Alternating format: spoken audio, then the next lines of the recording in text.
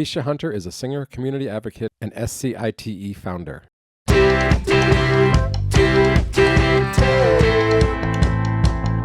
I'm Andrew Sherman.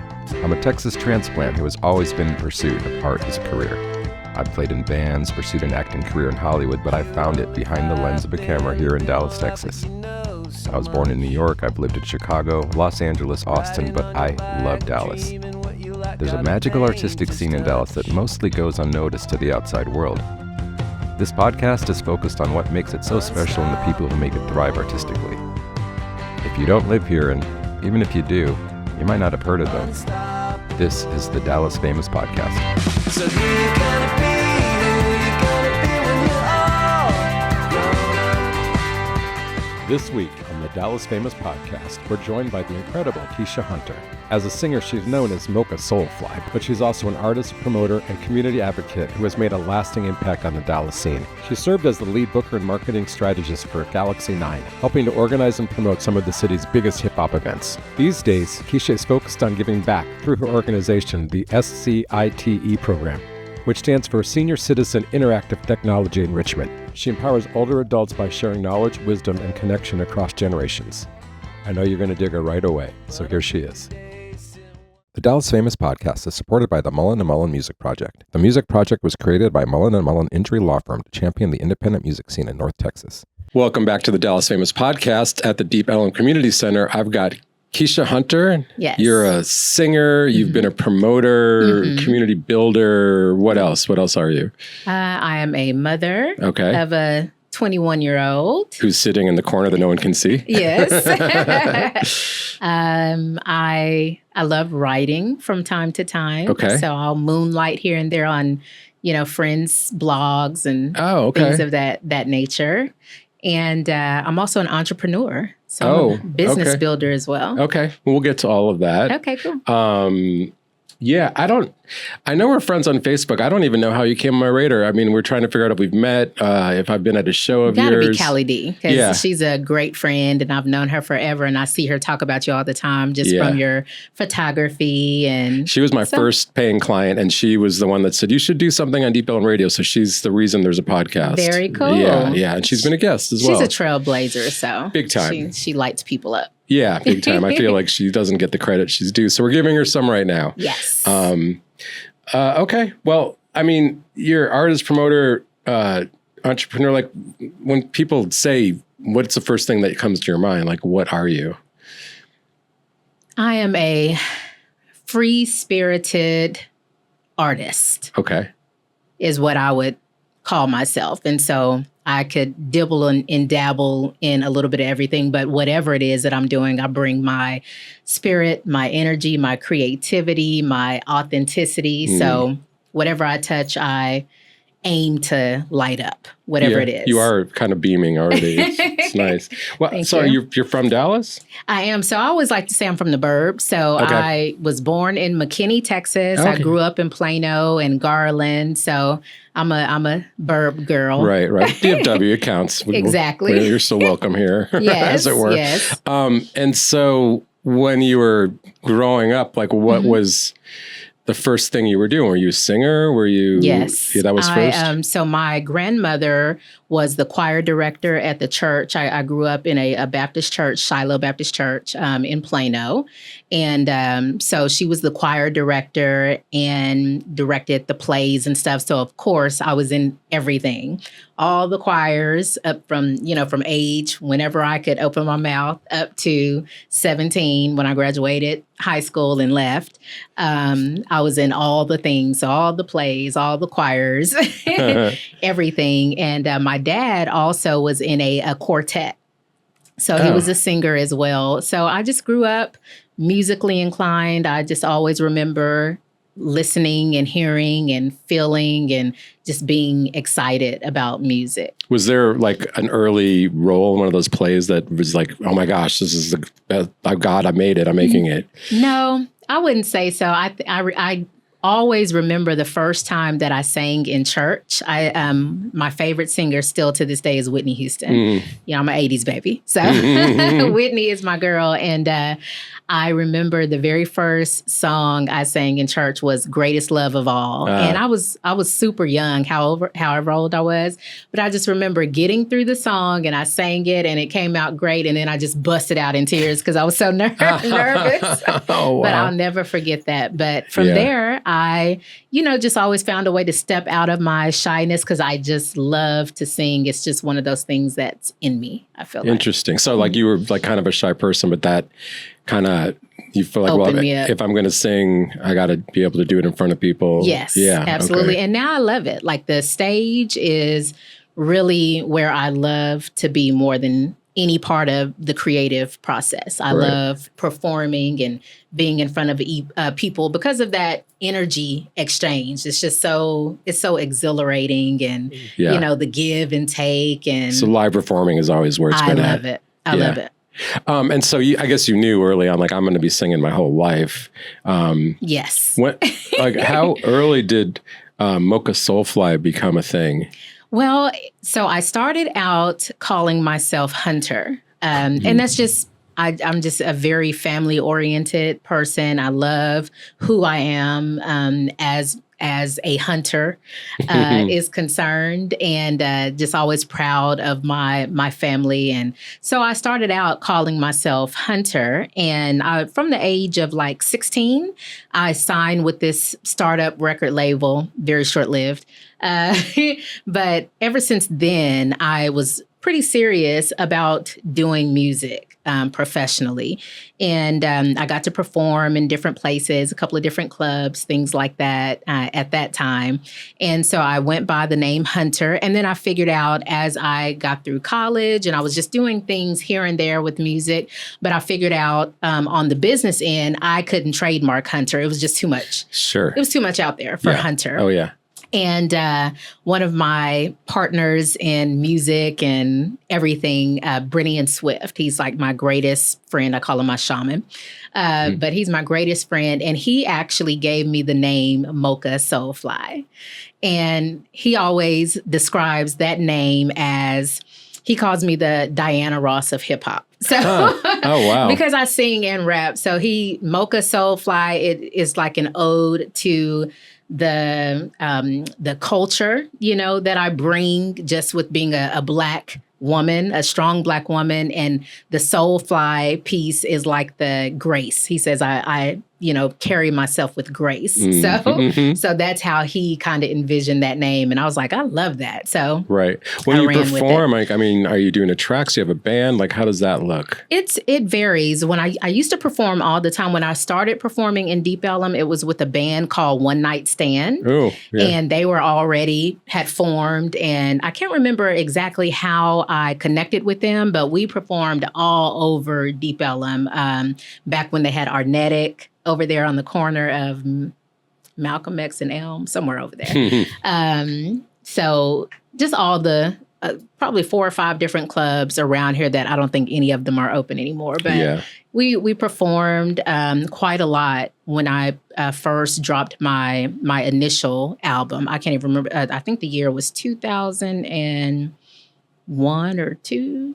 Was it that long ago? No, can't be. Because my daughter was like 5 or 6, so 10 or 11. Okay. 11, 12, somewhere around there. And I would perform with the band. Then generally when I perform now, it's a performance track with a DJ. I'd love to do another band. I probably will eventually once things calm down on the business end and I can get more creative and dedicate some time to it. But for now, when I perform, it's generally just a DJ and a performance track because I am a huge proponent of I don't rap on top of myself. I hate it. And I hate when people do it. And I don't sing on top of myself. What do you mean, like on tracks? Yes. Okay. Like when people use their full tracks to perform, it drives me nuts. And I can talk. Can I cuss on here? Yeah, sure. I can talk all the shit about it because I never have and I never will. Were you like, at what point were you like writing songs? Like when did that start and how did that start for you? That really started early. I started out writing poetry when I was, I would probably in high school is when I can remember really writing and having journals of poems and songs. So just I feel like I used it as a form of therapy. So I just remember just always writing out my feelings and, whatever it was I was going through, I would just write it in the journal. So that's when I started writing music. Now I can remember back in probably second or third grade, I remember being in the local Plano paper for writing stories and things like that. So I've always just loved expressing myself in that way. Even though I have an older brother, he's 2 years older, and so we pretty much grew up together. But I can always just remember being in my head, and having a vivid imagination. And I love to read, so that just kind of rolled into writing. Well, how did the storytelling kind of become songwriting? I feel like I loved to sing. So when I wrote the poems, eventually it just became a thing where, and I'm trying to think of when I first got tracks or instrumental tracks to be able to write my own songs to. And actually my very first project that I put out, my brother produced quite a lot of the tracks on that. So that was probably like a hand in hand type of thing. I just kind of transitioned from poetry to, as he was creating productions, to translating that into songs. Okay. When did the rap start to be part of it? It was always part of it. Oh, okay. So it was just always You're not part rapping of in it. church, right? No. Yeah. So just as I got older. So when I started writing on my own. Okay. So I would say probably around 14, 15, high school. So you're like, that was part of your influence all along, was like... Oh, yes. Yeah, okay. Now, I like I said, I'm an 80s baby, so I feel like my earliest, even though I'm, fairly familiar with hip hop culture, and some of the old heads will get on to the newer generations, like, you're supposed to know this, you're supposed to know that, whatever. Right. So my favorite growing up was like Snoop Dogg, The Chronic, Dr. Dre, Doggy Style, NWA. These were like some of the first full rap songs that I can remember, learning, Master P, No Limit, that was my golden era, if you will. Right. Right. Nice. Okay. So you're performing, you're one of those unique musicians who went to the other side where you're promoting shows. Like, how did you get involved in that? I can't recall how I initially thought to start doing shows. I think it was kind of out of necessity almost, where it's like, okay, well, there are only so many opportunities that are coming up to perform. So I thought, okay, well, let's just create the shows ourselves, So I think that's where it came from, just out of wanting to create more opportunities to sing and to do events. And my background is in corporate, so I was in, I have a degree in marketing. So you didn't go to school for music, huh? No, I didn't. Probably smart, probably. Probably so. I think I initially, when I went to college, University of Houston, I initially started out wanting to do radio, TV, film. And then, but I was always had like this entrepreneurial spirit. So I was like, no, I want to learn business. So I transitioned to marketing. And so by the time I got out of college, I feel like it was just a natural thing to kind of get into it. Social media was really starting to pick up then, Facebook and all that. So I kind of dove into that and dove into creating websites, and I was still musically inclined. So I'm like, okay, well, all of this kind of fits together. Right. And I just pieced it all together and started doing events. I mean, I feel like that's probably a lot of artists are doing it for themselves. So but then how did, I guess at first you're doing bills where you were on them, but other people are part of it. Yes. And then I always, just because I think just from being in the mix of other artists and wanting to give them opportunities. And I feel like I always saw, especially in the artistic community, where a lot of artist people have like zero business acumen. Yes. Right? Good point. None. And I had some, just from my corporate experiences and things of that nature. So I found that I could communicate well and wrangle them well enough to put together the shows. And I just, I had the passion for putting other people on and giving other people opportunities. So it just worked. No, it's a good feeling to be able to do that. At what point did you start doing shows where you weren't on the bill? I can recall one of the first shows that I did was it was like a relief, like a charity event, and it was when that time frame when Ebola came back up. Remember that? Mm-hmm. And, it was running rampant in several places in Africa. And then it started kind of spreading, And so it was during that time frame. And so I got together with my friends, my DJ Rachel Yvonne, and a group of other artists. And we put together, it was over there at, I want to say it was Zubar or somewhere over, when Greenville was still really hot over there. So I put together like a charity event to gather items and raise funds for a group that was gathering all that stuff for some people in, I believe it was either going to Nigeria or Congo. My mind ain't right. So, but that's like one of the first events that I put together, and it was really successful and really cool. And we were able to do the donation. And so that, I think that kind of sparked something in me to where I'm like, okay, I can do this. So. Right. Nice. Okay. And then, then you started doing that a little bit. And then when did you join up with Galaxy 9? So Galaxy 9 came about, I can't remember who actually, one of my great friends, Satori. So she was heavy in the, Satori Ananda, she was heavy in the music business. She managed like Pharaoh Monk and some other really great artists from out of the East Coast. And she would put together events and shows here in Dallas. And so I knew her just from being on the scene. And Rob Bell and his brother is actually Jawborn, who is, of course, we had him on the show. Yes, I love Jawborn.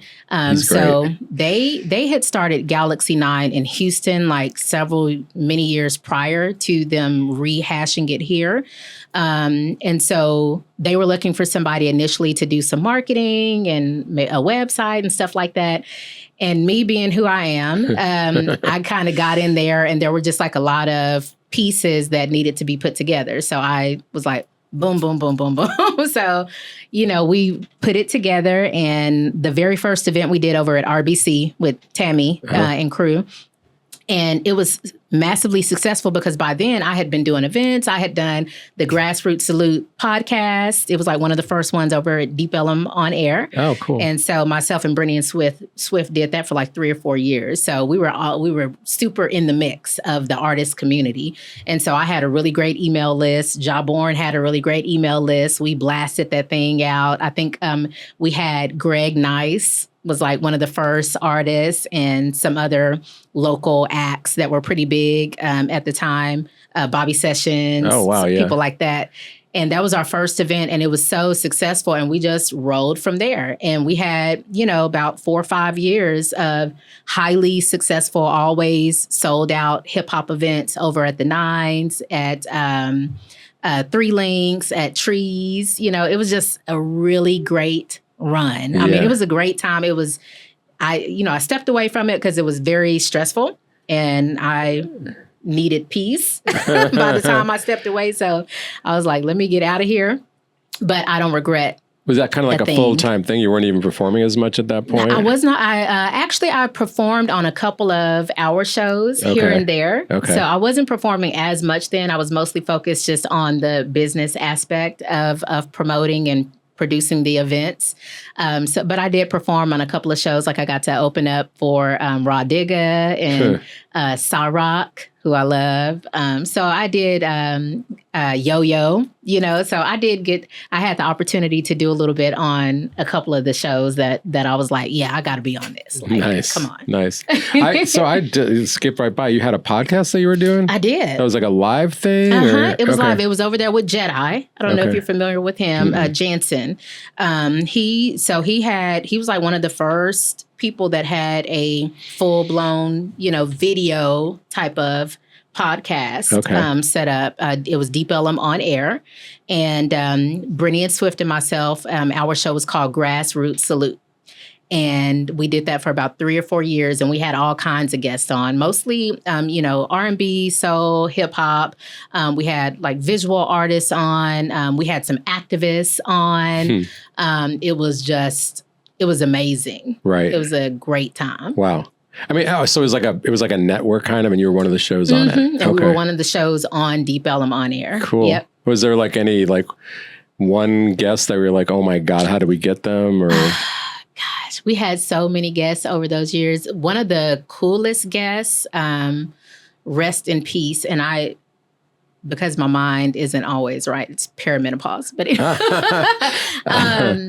so he was the king of Oyatunji, which is an African village over in is either North or South Carolina. It's an African Yoruba village that has been there since, I want to say, the 60s or 70s. But he was the king of that village. And he was in town, I believe, for like the Natural Hair Parade with Isis Brantley. And I think that's why he was in town at the time. And somehow we were able to connect with him and had him on the show. So that was That's wild. Pretty cool. I never heard of that. That's interesting. It's a village called Oyatunji. Huh. Okay. All right. So then you kind of are a little burnt out on that. I mean, how are you balancing being a mom with all of this? Barely. No. You know what? It's so funny. Me and my daughter talk all the time. When she was younger, because when I first was really on the scene performing and even throughout producing events and stuff like that, she was right there with me. Like she was probably always the youngest person in the club. Questionable parenting skills there, but she was always there. And she was very much like me when I was younger, just one of those children. First of all, she was the only child. I wasn't, but she was still always just very attentive and aware and quiet, and she never gave me any issues until she got to 16, 17, but that's a story for another day. But she was just a great child and just always, just very mannerable. So she would be there, but she would never be in the way or people oh my God, it's a kid there. It was never like that. So she was just always with me and helping and just taking it all in. Right. And so yeah, that she was with me. The singer as well, or yes, she can sing. She can.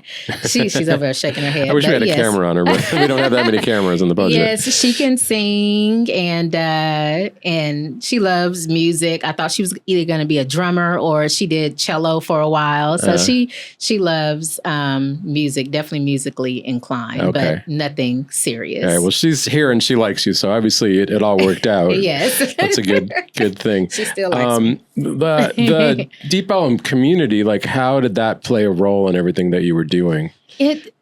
I feel like, because I remember back in the day just coming to, when I first graduated college and moved back home, I would come to the club scene down here. And this was when it was really cool, where all the streets were popping, and you could literally, I remember over there on Elm Street, where you could be in one club and they were all connected. So you could walk through a door and then be in another club type of thing. So right there on Elm. So I remember doing things like that when I first got out of college. And then when I got back into the music scene, it was just natural. This is where everything was happening. Between here and Greenville, it's just where for Dallas, because Fort Worth, of course, is a whole nother country. Yeah, literally. They are. Love Fort Worth. And I have performed there several times as well. But it's just where things were happening, for the music scene. So I would just come down here, get to know people, network, go to open mics. That was really a real big start for me, was with Jesse Porter, and his partner, I cannot recall his name, forgive me, but they had a open mic called, it was like Coffee Music Hub or something.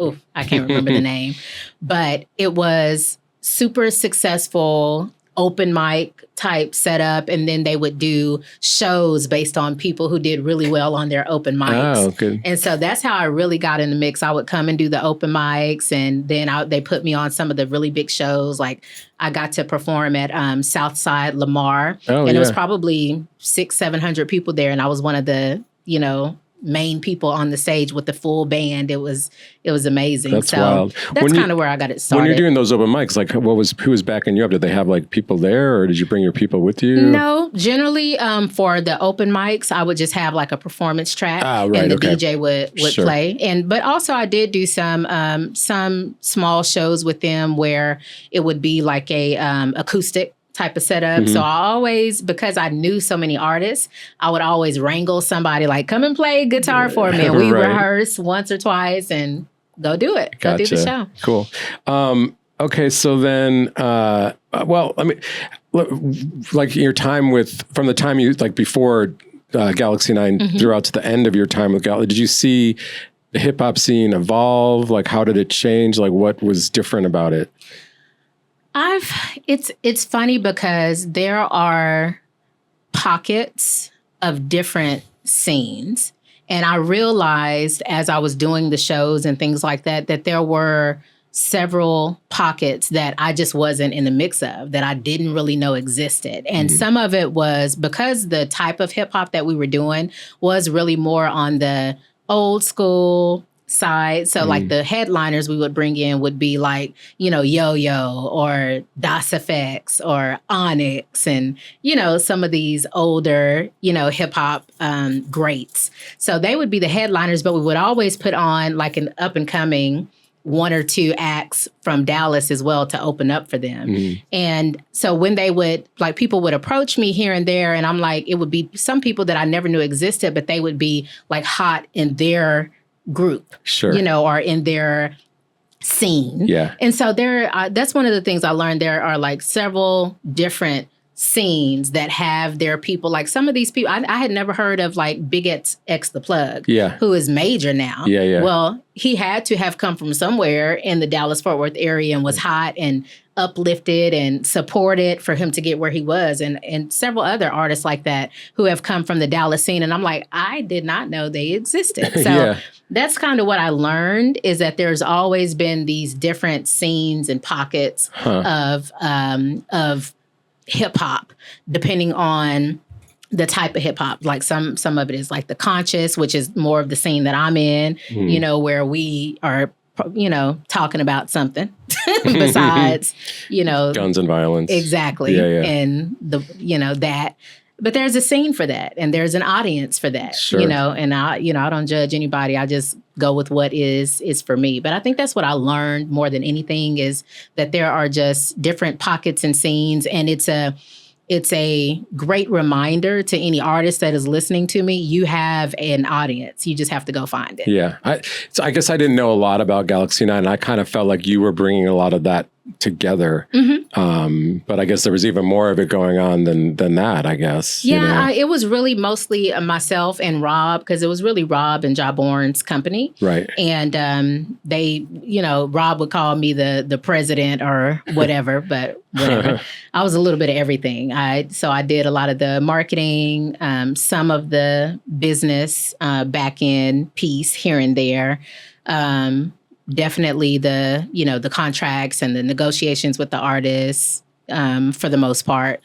We also had help, this guy named Dan from Clockwork Music. He's out of the East Coast. So we had a great relationship with him. So he would kind of funnel us some of those relationships with a lot of the artists that we were bringing from the East Coast. And so they had, specifically Rob, he had some connections just from his history in the music business, but it just worked. It all came together. and it worked until it didn't. Mm-hmm. and I think they still do things here and there, but sure. Yeah, it's not what it was, I guess. Maybe because someone like you I just got burned out. Yeah. Yeah. Would you ever do something along those lines again? Yes. But on my own terms. Yeah. Okay. So I feel like eventually once I, as I'm business building and once I build a great portfolio where I'm not, necessarily thinking about money, or I have a lot of great connections for sponsorships and things like that. Once I get to that point, I'll definitely produce events again. So that takes us to the next, I guess, part of this. Like you said, you're an entrepreneur. Like, what are you working towards in that sense? Yes. So I've always had a business. Well, not always, of course, but for the last 15 years, I've had a business called Busy Builder, BIZYbuilder.com. And a lot of that was web design, marketing, social media marketing. And I've always had a client or two over the years. I have 2 or 3 right now that I work with.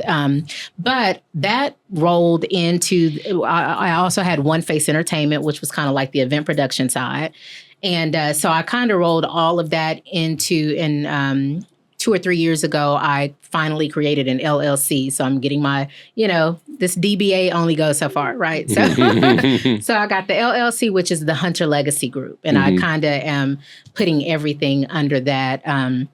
And so my focus right now, which I absolutely love, I actually created a program. And this is something I came up with about 10 years ago, when, maybe longer than that, when social media was kind of like really, really hot. And I was like, you know what? Our senior citizens are going to get left behind if they don't know how to do this.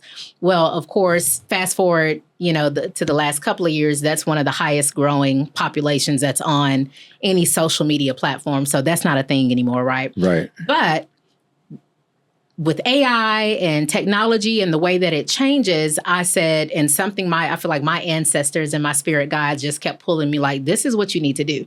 This is something you need to do. So I rehashed the program and made it modern to today's time. And so I created a program. It's called S.C.I.T.E, which stands for Senior Citizen Interactive Technology Enrichment.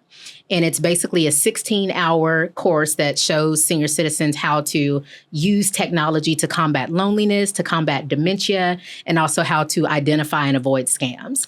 So it's like a full course. And I just launched it actually tomorrow. And I know this is going to air later, but I'm doing a free workshop at my former church, Shiloh Baptist, to just introduce it to the community. So I'm doing like a free 2-hour workshop. This is a brand new program. This is all brand new. Oh, okay. Yeah, yep. And so I basically just launched it in the last couple of months. So, my target market is like senior living communities, the 55 up communities. I just turned 56, so that could be, maybe you can teach me something. But it's them. And then also I'll be meeting like with the city of Dallas, and I'm going to meet with the city of everybody you can think of in the Dallas-Fort Worth area to get them to fund the program so that I can do it at their senior community centers. Wow. So that's my goal. That is what I have been called to do. And it really is hard work. I love my senior citizens. I just feel like we can learn so much from them. Yeah. And so that's what I'm most excited about these days. There's probably a lot of people that are like, oh my gosh, my mom or dad need this. Right. Like just for the Facebook aspect of it, my mom has, I think, 4 accounts because she keeps forgetting her password and can't, it's a lot, but I believe it. No, that's great. So you're doing like an in-person, so like you're hoping to be doing like hands-on with this in the future? Totally, because I've of course, in doing research, I've come across a couple of companies here and there that do something similar, but it's all online, and that defeats the purpose. Right. Well, because if you can't figure out the tech, then how are you going to do an online course? It has to be in person. Yeah. It has to be. That is the pull, that's the draw, is to be hands-on in a senior citizen's face, walking them through, if need be, what they need to learn. So like in a perfect world, you'd have other teachers so you can expand it out. Absolutely. Yeah. I have a whole plan of expanding this thing, not only in DFW, but then I'll go regionally, and then I'll hit the hot spots, the Floridas, the Colorados, wherever there's start in Florida. Ton of senior citizens. That's where we're going. Oh my gosh. Yeah. I was just there. Yeah. There's a hotbed of senior citizens there. No, that's really great. No, I mean, because it's happening so fast. I mean, even like people my age, like some of the just social media stuff and the marketing stuff, I'm just like, I give up already. And so it's a lot. Yeah. Especially with AI involved now. It's a lot to learn, and it's happening so quickly. Like, I'm 45 and I can barely keep up. If I wasn't in it, I could see how I would feel left behind. Yeah, on no, some my of this mom was stuff. actually asking me, she was like, so how is this AI affecting? I was like, it's affecting, like you're watching videos and looking at posts that are not people, it's not coming from anybody's heart, and it's BS, a lot of it, or whatever the goal is from whoever's sending that out. And I mean, learning to identify, I feel like any age learning to identify that would be helpful. Well, even now, because I recently joined like 3 or 4 groups that are centered around learning AI, because I feel like the more you learn, the more comfortable you'll be with it. And also because all of our jobs are going to be gone in the next 5 to 10 years, you have to at least, know something about it, I feel like. And so in some of these groups, I always tell people now, because it is, and I heard a statistic, I want to say it's expanding or growing or getting smarter like every few months, like 100%. It's something crazy like that. And so I always tell people, like, no matter what I see online now, I have a side eye, because that's how good it is now. You do not, there are some tools where you cannot tell the difference anymore between what's real and fake. Yeah. The lip sync, the video, the voice, all of that. It's crazy. Like, it sucks because I don't believe anything now. And I'm like, what if UFOs landed on the White House lawn? Like, we wouldn't believe it. Like, we'd be like, that's AI, I mean, or whatever the example is. But it's the thing. That's important. Well, I feel like it is, I feel like there is an awakening happening. A spiritual awakening, and I feel like it's necessary, and it kind of goes hand in hand with the AI. As this technology gets better and smarter, I feel like intuitively there are some people who are diving, getting more grounded to kind of counteract, like, okay, yes, I need to learn all about AI, but I also need to keep my feet on earth and stay grounded. And because of that, I feel like, at least for my algorithm, which is very trained at this point, I get a lot of the, consciousness stuff, the quantum physics stuff, the witchy shit, which I absolutely love, and that's kind of like what my world looks like at this point. And that's because I am consciously separating myself from all the chaos. There's so much craziness. And so I feel like this is just a great time for people to, yes, learn about the technology, understand what it's doing and how the world is changing because of it, but use that opportunity to get more grounded in who you are as a person and as a human and as a spiritual being. Yeah. Wow. That's a lot. That's great though. I'm glad you're, like you said, you're calling. I'm glad. I feel like we need a lot of people that see this as their calling, because it's hard to get through a lot of this stuff, you know, so that's cool. So is there something that people could do to help grow that? As far as the senior citizen program? Yeah. Absolutely. They can go to thehunterlegacygroup.com, and I actually created a community that I'm going to be introducing to people, specifically to senior citizens, where they can join the community. It's on School, but you can find the information on the website. But they can join the community and be in community with other senior citizens who maybe have similar interests. We'll be sharing different tips and tools related to technology there. They can ask questions about technology there. So just a way to create community around the technology, specifically, though, for senior citizens. And then also I am launching, it's not live yet, but I'm launching a website called The Wisdom Streaks. So wisdomstreaks.com. And that is actually a platform where we will have senior citizens do, writing blogs, also video blogs, where they're talking about every aspect of life you can think of. So whether it's love, life, relationships, career, anything you can think about, we'll have senior citizens on there talking about it. And of course, I'll be advertising that to the world where, hey, come and get this good knowledge, come get this good energy, come get these gems from these senior citizens. So just supporting those websites and introducing your family members who are senior citizens to the communities that I'm creating would be all the help I could ask for. Okay. Oh, cool. So I guess the master plan is you get this up and running, you still perform. Yes. And then maybe you promote some shows here and there.